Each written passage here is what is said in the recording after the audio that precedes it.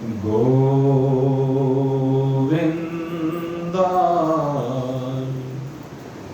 नमो नमः। श्रीकृष्णाय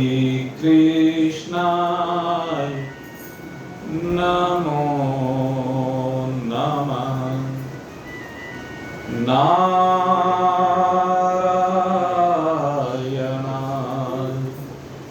नमो नमः।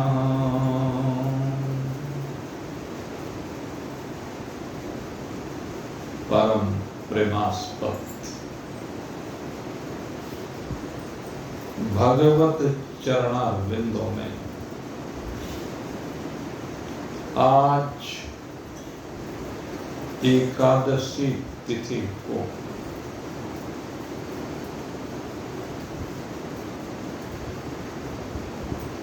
अपने आप को उन पावन पवित्र चरण कमलों में समर्पित करते हुए असीम जिज्ञासा से संयुक्त होते हुए अपने जीवन का कल्याण करने के लिए उत्सुक जिज्ञासु हैं। आज हम इस पुरुषोत्तम योग नामक श्रीमद् भगवद गीता के 15वें अध्याय के 15वें मंत्र के ऊपर चिंतन कर रहे हैं। कल भी इस मंत्र के ऊपर चिंतन करते हुए भगवान ने बताया था कि हे अर्जुन, सर्वस्य चाहं हृदय सन्निविष्टो, कहते हैं मैं समस्त भूत प्राणियों के हृदय में बैठा हुआ और सदा बैठा हुआ। ऐसा नहीं है कि परमात्मा एक काल में तो हृदय में बैठे हुए हैं और दूसरे काल में हृदय में बैठे हुए नहीं हैं। कहते परमात्मा के लिए, क्योंकि काल की सीमा नहीं है, काल परमात्मा में आता है और चला जाता है, लेकिन परमात्मा सर्वकाल में, काल से पहले भी और काल के बाद भी ज्यों का त्यों सबके हृदय में विराजमान रहता है। परमात्मा एक रस रूप से सदा सब प्राणियों के हृदय में विराजमान होता है, लेकिन हृदय में विराजमान होने के बावजूद भी हम उस परमात्मा के हृदय में दर्शन नहीं कर पाते हैं। तो कल इस कारण को आपके सम्मुख स्पष्ट करने का प्रयास किया गया था, और उस कारण को स्पष्ट करते हुए आपको बताया गया था कि जीव 3 अवस्थाओं में 3 स्थानों पर निवास करता है। जागृत अवस्था में यह जीव मस्तिष्क में वास करता है, स्वप्नावस्था में यह जीव कंठ में निवास करता है, और सुषुप्ति अवस्था में यह जीव हृदय में जाकर के विराजमान हो जाता है। और जब यह जीव हृदय में जाता है तो वहां पर इसका परमात्मा से मिलन होता है, लेकिन वह मिलन होने पर भी इसको यह पता नहीं होता है कि मेरा परमात्मा से मिलन हो रहा है। और उसका कारण आज इस मंत्र में भगवान स्पष्ट करने जा रहे हैं। बार बार सुसुप्ति में ये जाना तो चाहता है, मनुष्य की ये बहुत प्रबल इच्छा होती है कि मैं सुसुप्ति अवस्था को प्राप्त हूं। रोज प्रयास करता है, बारंबार प्रयास करता है, जब भी इसे समय मिलता है ये सोना चाहता है, क्योंकि जब ये सोता है तो उस समय इसको सुख मिलता है, और ये सुख जो इसको मिल रहा है वो परमात्मा के सानिध्य से मिल रहा है। लेकिन इसको सुख का तो अनुभव हो रहा है, लेकिन जिसका सुख मिल रहा है या जिसकी वजह से सुख मिल रहा है उसका ये अनुभव नहीं कर पाता है। और उसके पीछे जो कारण है आज भगवान अब उसकी चर्चा करते हुए कहते हैं, मत्तः स्मरतिर् ज्ञानमपोहनम् च। यहाँ पर भगवान ने 3 बातें कही हैं। कहते हैं भगवान जो सदा इस हृदय में विराजमान है, एक विकार है हमारे अंदर, और उस विकार के कारण से हम भगवान को देख नहीं पाते हैं। कहते हैं क्या विकार है? कहते हैं भूल का विकार है। हम परमात्मा को भूले हुए हैं। कहते हैं जिस समय भूल समाप्त होकर के हमें उसकी जानकारी हो जाए जिसको हम भूल गए हैं, तो इसी को कहते हैं स्मृतिर् लब्ध्वा। स्मृतिर् लब्ध्वा कि स्मृति का लाभ हो गया। जैसे आपने अपने घर में कोई सामान किसी स्थान पर रख दिया और फिर उसे भूल जाते हैं, बहुत याद करने पर भी वो भूला हुआ सामान याद नहीं आता और परेशान हुआ फिरता है आदमी। लेकिन अचानक वह सामान सामने आ जाता है किसी दिन, और जब सामने आता है तो उसको देखता, अरे यहां रख गए, यहां रख करके भूल गया मैं भाई। कहने हाँ मैंने धरा था लेकिन भूल गया। तो आज उस भूल का निवारण हो गया और पुनः स्मृति होगी। ऐसी हमारी स्थिति है। हम परमात्मा को हृदय में रख करके भूल गए हैं। हमारे गुरुजी एक बहुत बढ़िया कथा सुनाया करते थे। एक बार की बात है, एक व्यक्ति कुंभ के मेले में गया हरिद्वार। अब कुंभ में बड़ी भीड़ होती है, तो उस भीड़ में वो गया और जा करके वहां घूमने लगा। और घूमते घूमते जब बहुत देर हो गई उसके बाद थक गया कि चलो भाई अब जो है जहां ठहरे हुए वहां जाके विश्राम करें। तो देखने लगा घर वाली कहाँ है, बच्चा कहाँ है। अब वो दोनों साफ। अब जब साफ हो गया तो उसने इधर उधर लोगों से पूछना प्रारंभ किया। कहने लगे भाई मेरा बच्चा खो गया, मेरी घरवाली खो गई, बहुत ढूंढ लिया नहीं मिल रहे। तो हुलिया बताने लगा उनको कि ऐसा ऐसा हुलिया था, ऐसे कपड़े पहने हुए थे। तो होते होते घरवाली तो उसे मिल गई, लेकिन बच्चा नहीं मिला, छोटा सा बच्चा। तो किसी व्यक्ति को जब परिचय दे रहा था कहने लगे अच्छा भाई जो बच्चा तेरा है वो कैसा है? कहले गोरा गोरा सा है, गोल गोल सा मुख है, मोटी मोटी सी आंखें हैं और वो लाल पीले कपड़े पहने हुए हैं। कहने लगे अच्छा, कहले उम्र कितनी होगी? कहने लगे जी यही 4-5 साल की। और कहने लगे कंधे पे कौन बैठा है?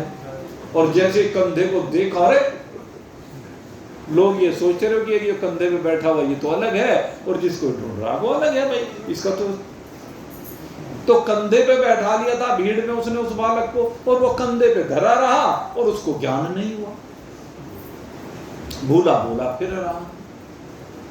और ठीक यही स्थिति हमारी है। हम परमात्मा को हृदय में धारण किए हुए फिर रहे हैं, हर क्षण फिर रहे हैं, लेकिन हमें परमात्मा दिखाई नहीं देता। और उसका कारण है स्मृति का ना होना।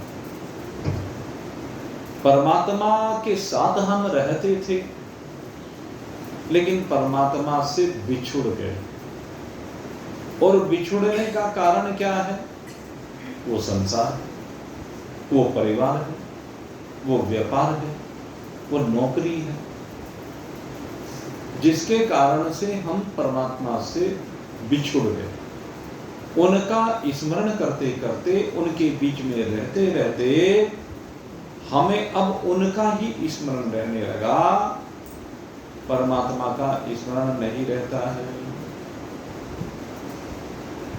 परमात्मा को भूल गए, परमात्मा के ऊपर कपड़ा डाल दिया, आवरण डाल दिया, परमात्मा पीछे गोदाम में डाल दिया, भूल गए परमात्मा को। अब संसार में रहने लगे तो संसार में रमे हुए, और संसार में रमे रमे बहुत दुख पर दुख उठा रहे हैं। क्योंकि जो भी संसार में रमा हुआ है तो वो तो भाई फिर दुख उठाना ही पड़ेगा, क्योंकि संसार में दुख के अलावा कुछ है ही नहीं। और उसका सबसे बड़ा कारण है कि ये संसार जड़ है,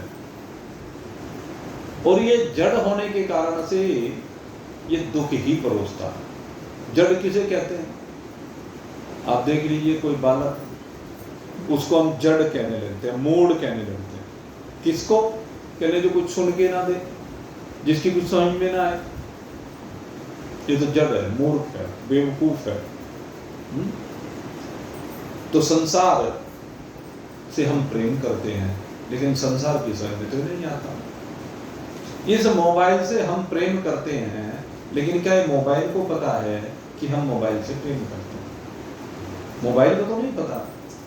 इस माइक से हम प्रेम करते हैं,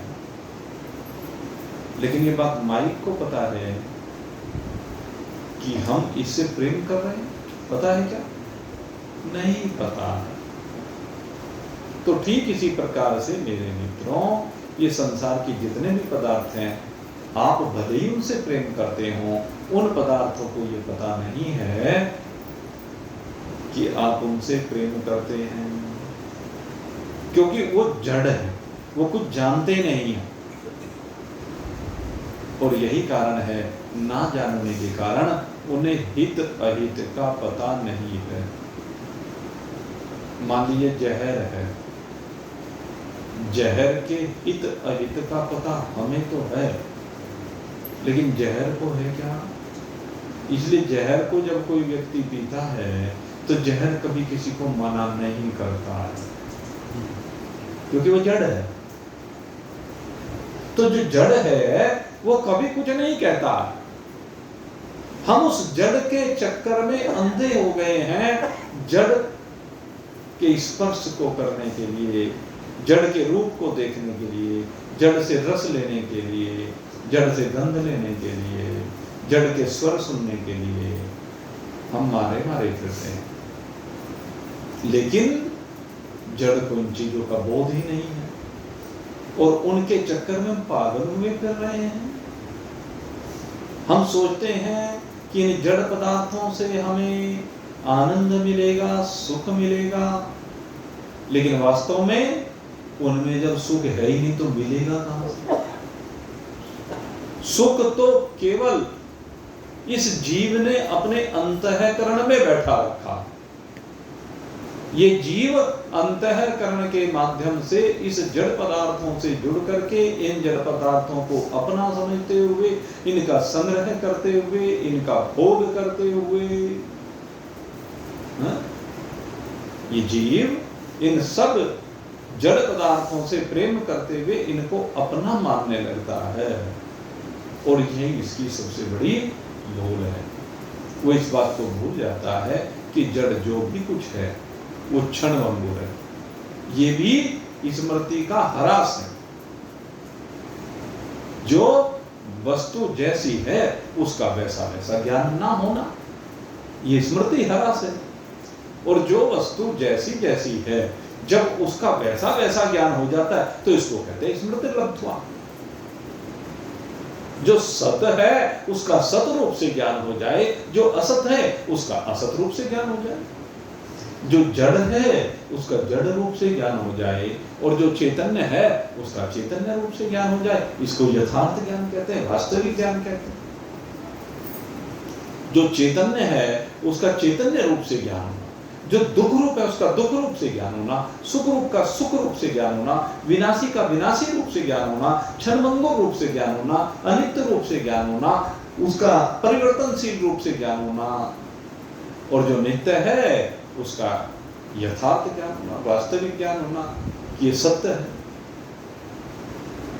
तो ये ज्ञान जो वास्तविक ज्ञान है ये यथार्थ ज्ञान होता है, और इसी को कहते हैं स्मृति लब्ध्वा, कि इससे हमें स्मृति का लाभ हो रहा है।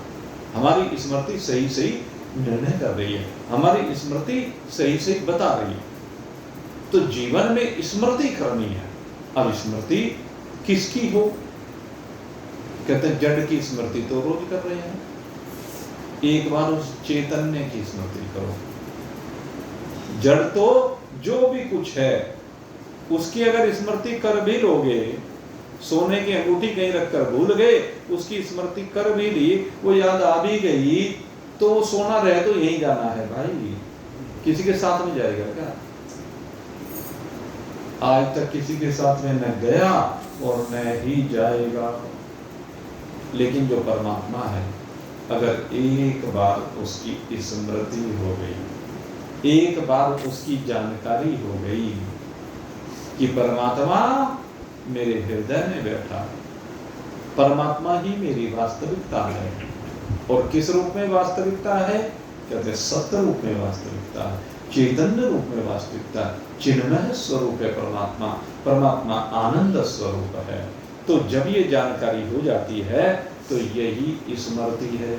और जब ये स्मृति हो जाती है तो तीनों अवस्थाएं एक तरफ उठा के रख दी जाती। फिर न जागृत अवस्था की बात है, न स्वप्नावस्था की बात है, न सुसुप्ति की, सारी अवस्थाएं एक और। क्योंकि इस स्मृति में इतनी शक्ति है कि वो जागृत स्वप्न सुसुप्ति तीनों अवस्थाओं को एक और रख देता है, और इनको एक और रख करके आपको तुरीयावस्था में पहुंचा देता है, जहां पर आप हैं और आपका परमात्मा है पहले, और फिर आप और परमात्मा दोनों की एकता है, और फिर केवल परमात्मा है। वहां पर आप भी परमात्मा के साथ एक रूप हो जाते हैं। स्मृति बड़ी विशिष्ट चीज। एक स्मृति होती है, एक चिंतन होता। परमात्मा का हम कहते हैं बार बार कि परमात्मा का चिंतन करो, लेकिन स्मृति और चिंतन में भी बहुत अंतर। चिंतन करना लाभकारी है, लेकिन स्मृति प्राप्त करना वो मंजिल है, वो लक्ष्य है। चिंतन लक्ष्य नहीं है, चिंतन साधन है, चिंतन माध्यम है। स्मृति उस चीज की होती है जो हमारी वास्तविकता है। चिंतन सामान्यतः संसार का होता है। बार बार आप जो चिंतन करते हैं, कभी बैठ जाइए, कभी बेटे का चिंतन करेंगे, कभी घरवाली का चिंतन करेंगे, माँ बाप का चिंतन करेंगे, घर की परिस्थितियों का चिंतन करें, घर कैसे चलेगा, भोजन में क्या बनेगा, वस्त्र क्या पहनेंगे, फला रिश्तेदारी में जाना है, समाज में फला जगह जाना है, नहीं जाएंगे तो समाज क्या कहेगा, ये देश में क्या हो रहा है, फलाने ने क्या कह दिया, फलाना क्या कर रहा है। ये क्या है? ये सांसारिक चिंतन है। तो ये जो सांसारिक चिंतन है ये जड़ है, ये माया है, ये खेल है। लेकिन स्मृति परमात्मा की जब हो जाती है तो परमात्मा की स्मृति आपको अपने आप में विराजमान कर देती है।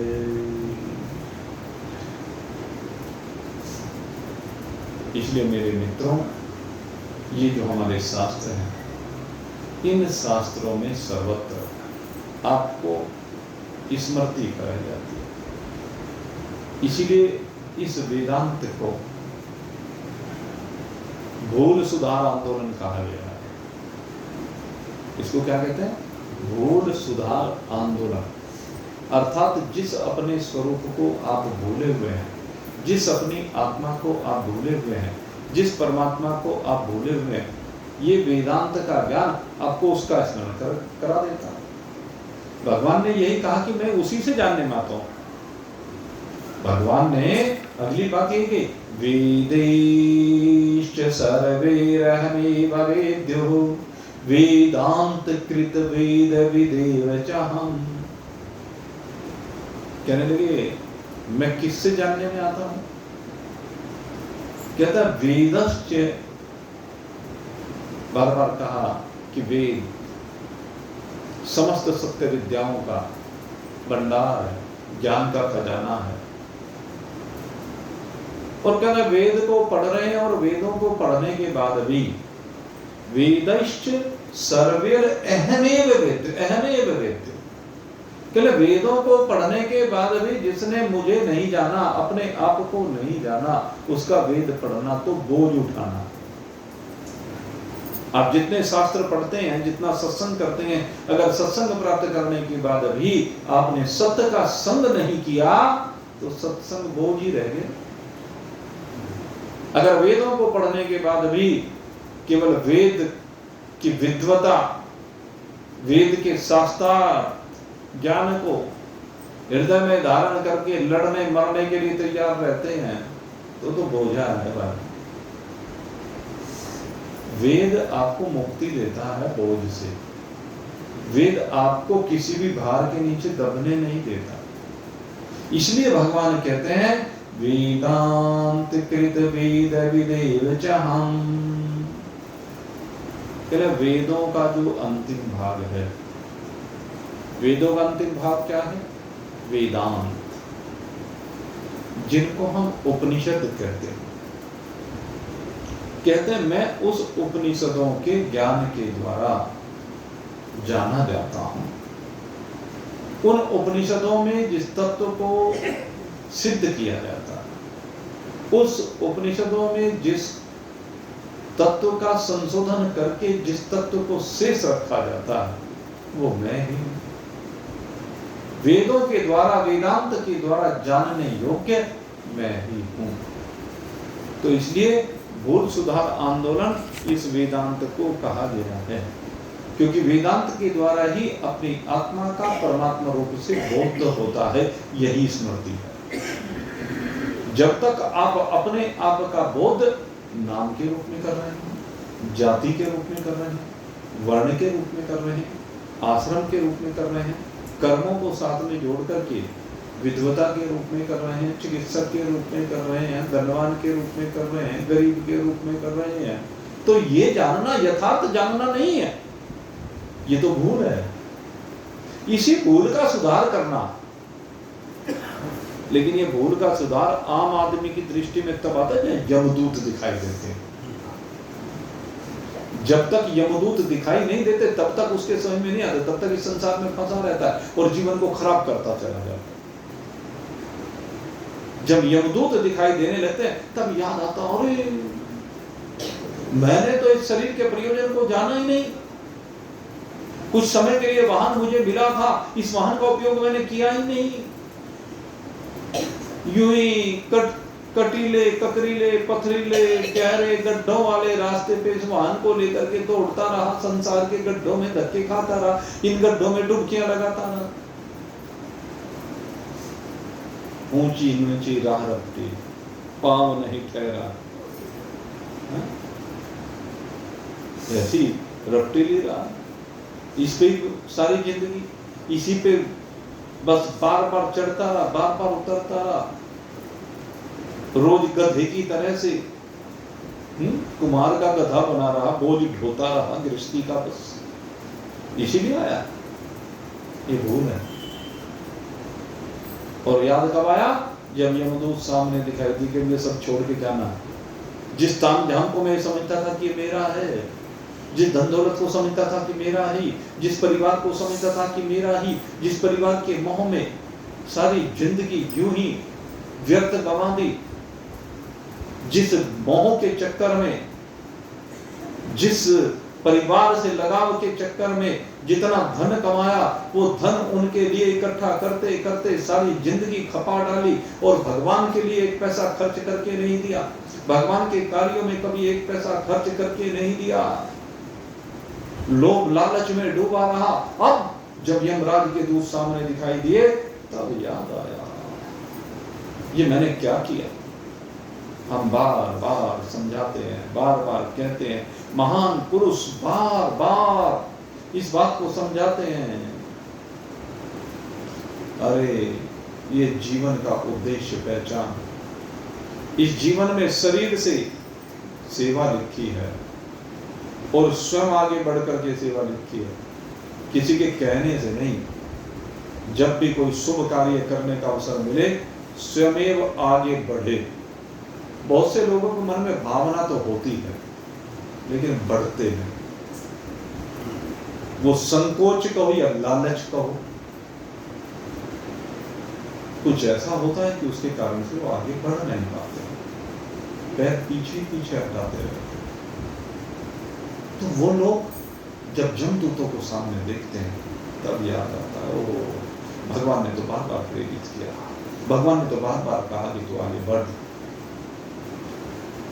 भगवान ने तो बार बार कहा कि तू भक्ति कर, भगवान ने तो बार बार कहा कि अब आ मेरी शरण में और मैं तुझे वो ज्ञान दूंगा। कौन सा ज्ञान? ये वेदांत का ज्ञान, जिसमें तुझे अपनी वास्तविकता का ज्ञान होगा। सारी जिंदगी वही धोखे धोखे में गुजार, बचपन में सोचा कि बड़ा होकर के बहुत कुछ करूंगा, ये बनूंगा वो बनूंगा, ऐसे करूंगा वैसे करूंगा, अनेक उत्साह उमंग मन में थी। जवानी आई तो फिर गृहस्थी के चक्कर में, भोगों के चक्कर में सब भूल गया कि बुढ़ापा संभालूंगा। बुढ़ापे में आया तो इंद्रियों की शिथिलता हो गई, विवस्था हो गई, मोह बढ़ गया। बुढ़ापे में मोह और ज्यादा बढ़ जाता है। फिर आया बुढ़ापा बैरी, परिवार में ममता गहरी। भाई फिर आया बुढ़ापा बैरी, परिवार में ममता गहरी। पोते ब्याहवन की मन में रहरी, और हिंदी करूंगा खड़ी, और हिंदी करूंगा खड़ी। हे नर धोखे धोखे में आ गई अंत घड़ी। अंत घड़ी सामने आ गई, जम के धूप दिखने लगे। वो हवेली का मन में थी, पोते के ब्याह की मन में थी, पड़ोते के देखने की बारी थी कि सोने की सीढ़ी चढ़ जाऊंगा, खाक सोने की सीढ़ी चढ़ जाएगा। जो सोचते हैं ना कि पड़ोता हो गया और सोने की सीढ़ी चढ़ गया, खाने को रोटी को तो टाइम पे तुझे पूछते नहीं है, तो खाक सोने की सीढ़ी चढ़ गया। सोने की सीढ़ी तो सब चढ़ेगा जब तुझे अपने स्वरूप का बोध हो जाएगा। सोने की सीढ़ी चढ़ना उसी को कहते हैं जब तू यहां से सब हिसाब किताब निपटा करके जाए, कोई लेन देन आगे के लिए शेष ना रखे, आगे के लिए कोई किसी भी शरीर में यात्रा ना हो, जन्म और मरण के चक्कर से बाहर निकल जाए। इसको कहते हैं सोने की सीढ़ी चढ़ना। और ये कब होती है? जब तुझे शरीर भाव से अलग निकल करके अपने स्वरूप का बोध हो जाता है कि मैं ब्रह्म हूं, क्योंकि यही हम सबकी एक वास्तविकता है। दूसरे नंबर पर भगवान अब इसी बात को कह रहे हैं, ये जो ज्ञान है, इस स्मृति ज्ञानम अपोहनम च, स्मृति के बाद ज्ञान की बात की। ज्ञान यही है, बाकी सब कुछ अज्ञान है। आपने संसार के विषय में कुछ भी जान लिया, इस संसार का कितना भी शोधन कर लिया, लेकिन इस संसार में से कुछ भी निकलने वाला नहीं है। क्योंकि संसार की वास्तविकता जो तुम समझ रहे हो तो खाक है। वो क्या है? खाक है, मुट्ठी भर राख। सारे संसार की वास्तविकता यही है, अंत में मुट्ठी भर राख रह जाने वाली है। लेकिन इस संसार के अंदर ही जिसकी वास्तविकता है, जो सत्य है, जो हम सबका आत्मा है, वो परमात्मा विराजमान है। उस परमात्मा को जानना ही ज्ञान कहलाता है। और ज्ञान सब ज्ञान डी, महान पुरुष कहते हैं, और ज्ञान सब ज्ञान डी, आत्म ज्ञान सो ज्ञान। बाकी सब ज्ञान ज्ञानडी है, आत्म ज्ञान ही केवल ज्ञान है, ब्रह्म ज्ञान सो ज्ञान। अगर इस शरीर के रहते रहते ब्रह्म को जान लिया, किस रूप में जान लिया कि चराचर जगत में एक वही परमात्मा विराजमान है, वही परमात्मा, एक ही परमात्मा अनेक रूपों में प्रतीत हो रहा है। समंदर में जो भी है वह सब कुछ जल ही है, चाहे वह ऊंची ऊंची उठती हुई तरंगे हो, फेन हो, बुदबुदा हो, वो सब का सब जल ही है। इसी प्रकार से इस सृष्टि में जितने भी मनुष्य हो, पशु पक्षी हो, कीट पतंग हो, जलचर नभचर थलचर, अनेक प्रकार के जो भी प्राणी 84 लाख योनियों में रहते हैं, 14 भुवनों में जितने भी प्रकार के प्राणियों का वास है, वह सब कुछ परमात्मा ही है। वासुदेवः सर्वमिति, वह सब एक वासुदेव ही है। उस सब में एक परमात्मा का ही वास है। उस परमात्मा के अतिरिक्त और किसी का कुछ भी नहीं है, सब खाक है। तो इसका नाम है ज्ञान। और ये ज्ञान जब अंत समय में चलने को आता ना, तो उस समय भी नहीं होता। क्यों नहीं होता? कहते जब जम के दूत दिखाई देते हैं तो इस संसार से अपेक्षा करता है कि संसार उसको बचाएगा, लेकिन संसार तो बचाने के लिए कोई आता नहीं। जाते हुए को बचाने के लिए कोई नहीं आ सकता, क्योंकि सबको पता है कि जाते हुए को बचाया नहीं जा सकता, उसको शरीर को छोड़ करके जाने का समय आ गया है। ऐसी तो आज तक केवल एक ही पतिव्रता सती नारी हुई है, सावित्री, जिसने अपने पति को यमराज के हाथों से वापस लिया है। और कैसे ले आई? ऐसे नहीं ले आई। सावित्री महाराज अश्वपति की बेटी है, जिन्होंने माता सावित्री की उपासना की है, उनको प्रसन्न किया है, और उनको प्रसन्न करने के उपरांत ही उनको ये बेटी आशीर्वाद के रूप में मिली है। महाराज अश्वपति को बड़े भक्त हैं, और ये सावित्री बड़ी भक्त है। और जब धर्मराज जी, यमराज जी इस के पति सत्यवान के प्राण लेने के लिए जाने लगे, ये सत्यवान अपने पिता के लिए, उनके यज्ञ के लिए संविधाएं लेने के लिए गया हुआ था जंगल में। और जंगल में से जब ये संविधाएं लेकर के वापस आना चाहता था, उसी समय यमराज आ गया। भाई यमराज का पता थोड़ा ना चलता है कब आ जाए, कोई भरोसा तो है नहीं इस जिंदगी का। ये जिंदगी किसी का साथ नहीं देती है, कोई भरोसा नहीं है, तो कब आ जाए समय कुछ पता नहीं। लेकिन जब सत्यवान को ले जाने लगे यमराज, तो सावित्री ने अपने तपोबल के द्वारा, अपनी साधनाओं के द्वारा यमराज को जाते हुए देखा। कहने लगी नहीं महाराज, आप इनको नहीं ले जा सकते। कहने क्यों? कहने तो अजर अविनाशी आत्मा है, इसको ले जाने की सामर्थ्य किसी में नहीं है, इनको आप नहीं ले जा सकते, इनके ऊपर आपका अधिकार नहीं है। और फिर सावित्री और यमराज जी का बड़ा जबरदस्त शास्त्रार्थ होता है। ये कह लीजिए, यद्यपि वो शास्त्रार्थ तर्क संगत होता है, श्रद्धा पूर्वक होता है, भक्ति पूर्वक होता है, वो वाला शास्त्रार्थ नहीं जो दो विद्वानों के बीच में लड़ते हुए होता है अपनी विद्वता को सिद्ध करने के लिए। वहां पर सावित्री की श्रद्धा जुड़ी है, सावित्री की भावना जुड़ी है, सावित्री का विश्वास जुड़ा हुआ है कि ये जो सत्यवान है ये सत्य स्वरूप है, ये सत्यवान है, सत्य से संयुक्त है, ये परमात्मा का ही स्वरूप है। धर्मराज जी के साथ बहुत सुंदर वार्तालाप श्रीमद् देवी भागवत में कथा आती है, कभी इस वार्तालाप को विस्तार के साथ आपको सुनाएंगे। उस वार्तालाप में बड़ी दिव्य चर्चाएं होती हैं, ब्रह्म ज्ञान की चर्चा होती है। तो सावित्री ने अपने सहित चराचर जगत को परमात्मा रूप से अनुभव किया है, और जो चराचर जगत में परमात्मा रूप से अपने आप को अनुभव कर लेता है, कहते हैं यमराज उसका क्या बिगाड़ेगा, वो काल की दाल बना करके खा जाएगा। काल को भी दाल बना करके खा जाता है आत्मज्ञानी। क्यों? क्योंकि वो जानता है काल मेरा है ही नहीं, मेरे में काल की कल्पना है ही नहीं। काल आता है और चला जाता है, लेकिन मैं काल से पहले हूं, काल के रहते हुए भी हूं, और काल के जाने के बाद ही मैं हूं। मेरी वास्तविकता अखंड है, मेरी वास्तविकता अनंत है, मेरी वास्तविकता असीम है। क्योंकि चराचर जगत में अगर यदि किसी का अस्तित्व है तो मेरा अस्तित्व है, मेरे अतिरिक्त और किसी का अस्तित्व नहीं है।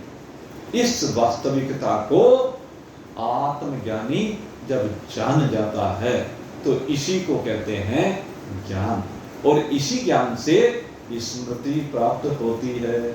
और तीसरी चीज यहां पर क्या कही? अपोहनम। कहते क्या होता है? ज्ञान हो भी जाता, लेकिन ज्ञान के होने में कई बार संशय बने रहते। संशय होते हैं दो प्रकार के। कौन कौन से संशय होते हैं? एक प्रमाणगत संशय होता है, एक प्रमेयगत संशय होता है। हमारे जो 6 प्रमाण हैं, उन प्रमाणों से जिसको प्रमाणित किया जाता है, उन प्रमाणों में संशय का होना। और आध्यात्मिक विद्या में हमारे पास प्रमाण के रूप में हमारे शास्त्रों को स्वीकार किया जाता है, लेकिन कई बार हमें इन शास्त्रों की बातों में शंकाएं होने लगती हैं कि ऐसा है कि वैसा है, ये ठीक कह रहा है कि गलत कह रहा है। तो कई बार जो ये शंकाएं होती हैं, ये प्रमाणगत संशय कहलाते हैं। और फिर कहते हैं इन प्रमाणों से जो प्रमाणित किया जाता है, जिस तत्व को सिद्ध किया जाता है, किसको सिद्ध किया जाता? कहता है प्रमेय पदार्थ, प्रमा ज्ञान जिसको कहते हैं, उसके द्वारा जिसको प्रमाणित किया जाता है वो है प्रमेय। प्रमेय माने परमात्मा।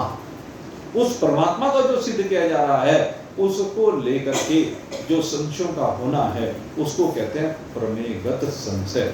और ये प्रमेयगत संशय में एक असंभावना दोष होता है। असंभावना दोष कि जो ये कहा जा रहा है कि आत्मा ही परमात्मा है, भला ये कैसे हो सकता है? क्योंकि उसकी दृष्टि शरीर से बाहर नहीं निकलती है। वो शरीरगत दृष्टि होने के कारण से आत्मा और परमात्मा की एकता पर विश्वास नहीं कर पाता है, इसलिए इसको कहते हैं असंभावना दोष।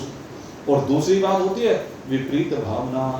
फिर कहते हैं कि शास्त्रों को पढ़ने समझने के बाद भी ये विपरीत निश्चय कर लेता है कि जीव अलग है और परमात्मा अलग है। पढ़ भी रहा है कि ममैवांसो जीव लोके जीव भूतो सनातन है, ईश्वरांश जीव अविनाशी चेतन विमल सहज सुख राशि। इसको पढ़ भी रहा है, महान पुरुषों से सुन भी रहा है, लेकिन फिर भी कहता है कि नहीं, ऐसा नहीं हो सकता। इसको कहते हैं विपरीत भावना।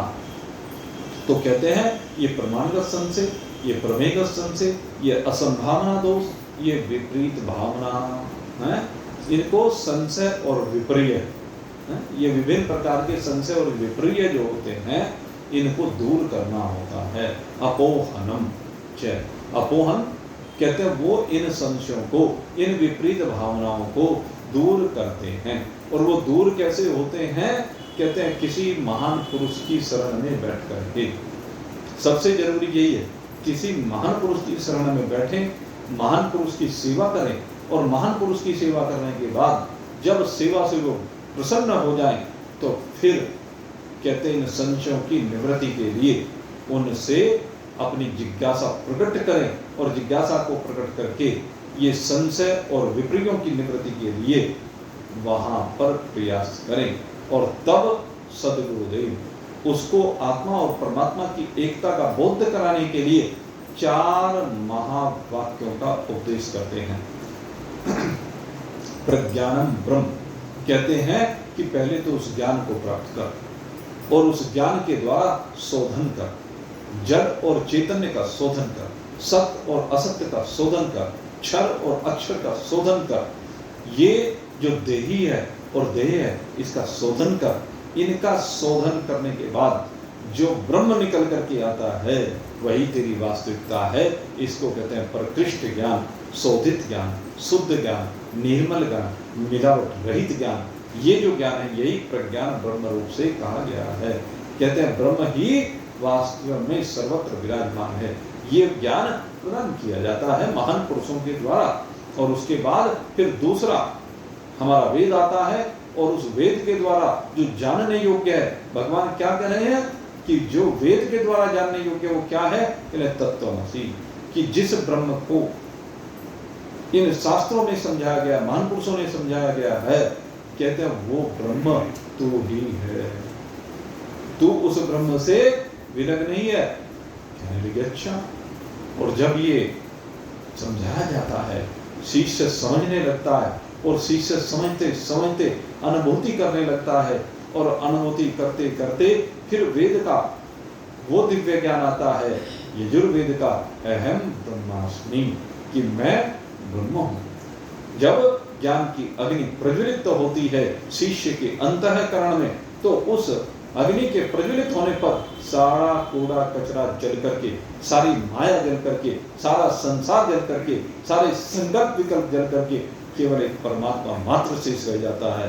तब वो कहता है अहम ब्रह्मास्मि। और जब ये अहम ब्रह्मास्मि कहता है तो फिर गुरुदेव प्रसन्न हो जाते हैं, कहते हैं वाह कितना सुंदर तेरा अनुभव है, अब तू वास्तव में जान गया है वास्तविकता को कि ये आत्मा ही ब्रह्म है। आत्मा और परमात्मा दोनों विलग नहीं, दोनों एक ही हैं। जैसे शरीर और शरीर की छाया दोनों विलग नहीं हैं, दोनों एक ही हैं, ऐसे ही परमात्मा ही आत्मा रूप से सब शरीरों की वास्तविकता है। परमात्मा ही आत्मा रूप से कहा जाता है। ये आत्मा और परमात्मा के बीच में कोई भी विभेद नहीं है। तो इस प्रकार से इन चार महावाक्यों का ज्ञान प्राप्त करने के बाद जो शोधित ज्ञान होता है उसको कहते हैं सर्व खलविदं ब्रह्म। आत्मैव केवलम सर्वम, केवल एक आत्मा ही सब कुछ में विराजमान है। एक आत्मा के अतिरिक्त और कुछ भी नहीं है। जो भी जड़ चैतन्य रूप से प्रतीत हो रहा है, जब उसका शोधन करते हैं तो उस जड़ में भी आत्मा के अतिरिक्त तो कुछ नहीं निकल के आता है, क्योंकि उस आत्मा से विलग और कुछ भी है ही नहीं। तो ये जो अपना आत्मा है, इसकी अनुभूति कब होती है?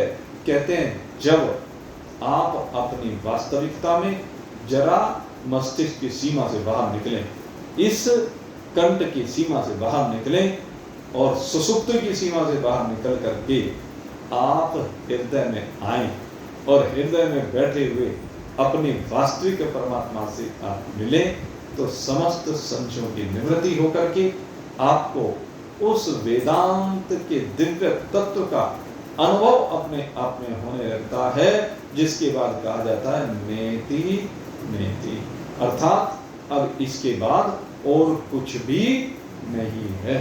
क्योंकि परमात्मा को जान लेने के बाद फिर जानने के लिए शेष ही कुछ नहीं रह जाता, क्योंकि एक परमात्मा को जान लिए जाने पर सब कुछ को जान लिया जाता है।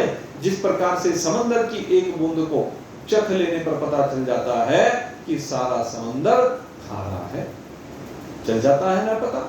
जैसे डॉक्टर लोग रक्त की एक बूंद को निकालते हैं और उस एक बूंद का परीक्षण करते हैं और एक बूंद का परीक्षण करके रिजल्ट निकाल देते हैं कि आपका रक्त कैसा है। तो ठीक उसी प्रकार से मेरे मित्रों, एक अपने आप को जान लेने पर, एक परमात्मा को जान लेने पर सब कुछ का ज्ञान हो जाता है।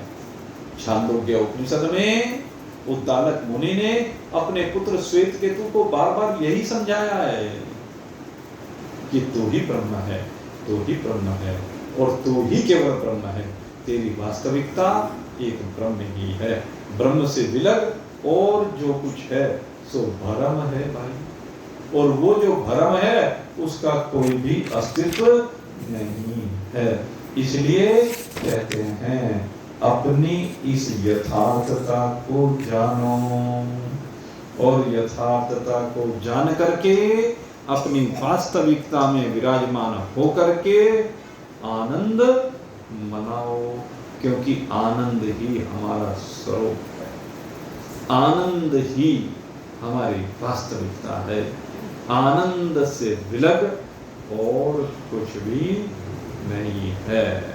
यही आनंद जो हृदय में बैठा हुआ परमात्मा है, उसके साथ एक रूपता होने पर हमें प्राप्त होता है। सर्वस्य चाहम हृदय सन्निविष्टो। भगवान कह रहे हैं कि तू इस हृदय में आ और आकर के उस दिव्य ज्ञान को प्राप्त कर। उसको प्राप्त करके ही तू आनंद के अथाह समुद्र में गोते लगाएगा, क्योंकि वहां पर आनंद के अलावा कुछ है ही नहीं, दुख का लेस भी नहीं।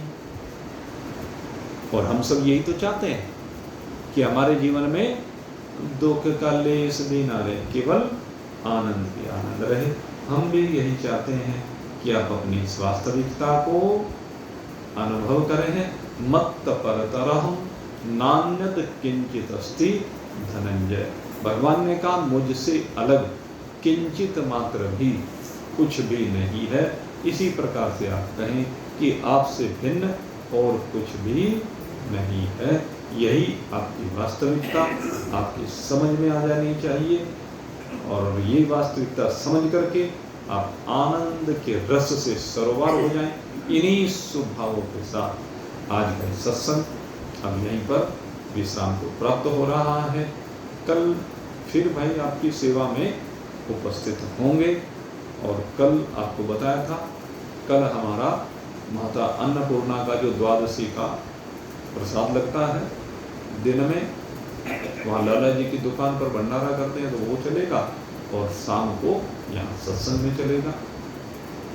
बस आप सबके लिए बहुत बहुत शुभकामनाएं।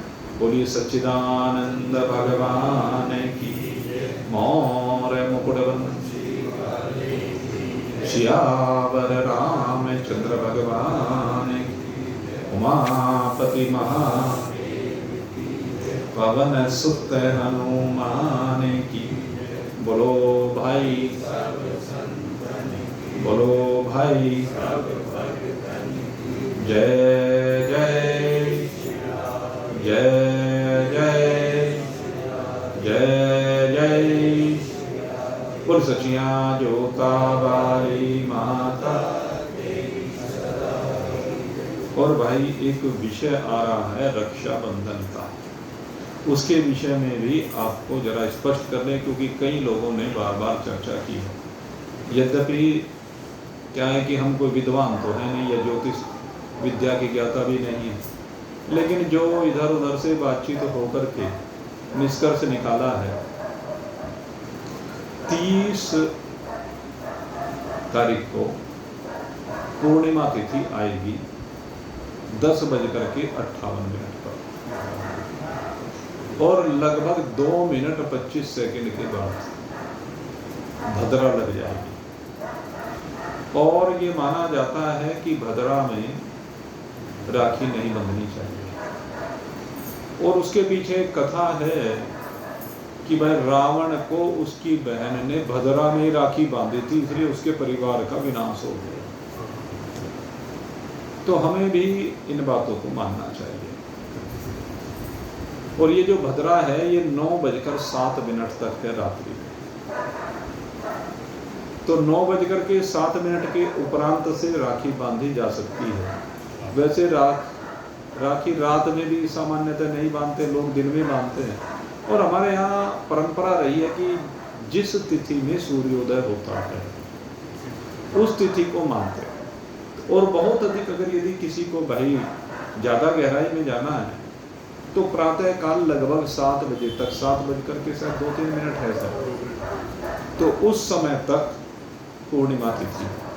तो आजकल तो गर्मियों का समय है, इसलिए कोई दिक्कत वाली बात नहीं। जिनको भाई वो पूजा वगैरह करनी होती है, 5 बजे उठो, ब्रह्म मुहूर्त में उठो और आराम से सुबह पूजन आदि करो, राखी बांध लो भाई।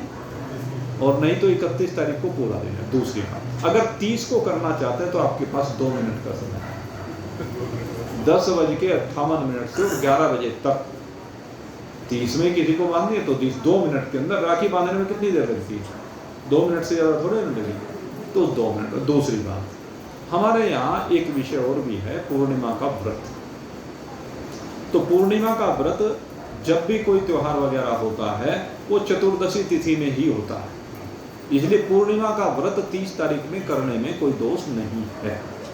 उसमें भद्रा का भी कोई महत्व नहीं है। व्रत के लिए भद्रा का कोई विषय नहीं है। तो 30 तारीख को व्रत जिनको करना है वो 30 तारीख का करें, और राखी जिनको बांधनी है वो प्रयास करें कि 31 तारीख को 7 बजे से पहले बांध लें। और 7 बजे से पहले नहीं बांध सकते तो फिर पूरा दिन है भाई, कोई बात नहीं, भगवान के दिन है, सब परमात्मा ही सर्वत्र विराजमान है। बोल सच्चिदानंद भगवान।